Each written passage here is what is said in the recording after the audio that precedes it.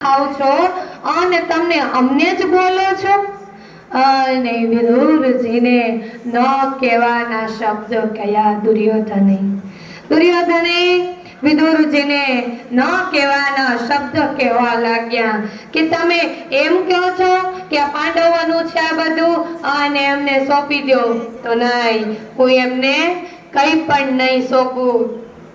ત્યારે વિદુરજીને ખૂબ હૃદય ભરાય એવું અને પોતે ગંગાના તટ ઉપર આવી અને પર્ણકુટીર બનાવી રહેવા લાગ્યા.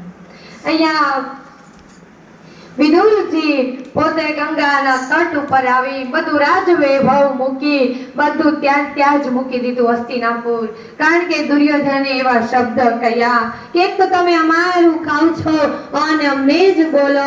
ખૂબ દુઃખ લાગી ગયું અને ત્યારે પોતે ગંગાના પવિત્ર ઘાટ ઉપર આવી પર્ણકુટીર બનાવી અને રહેવા લાગ્યા.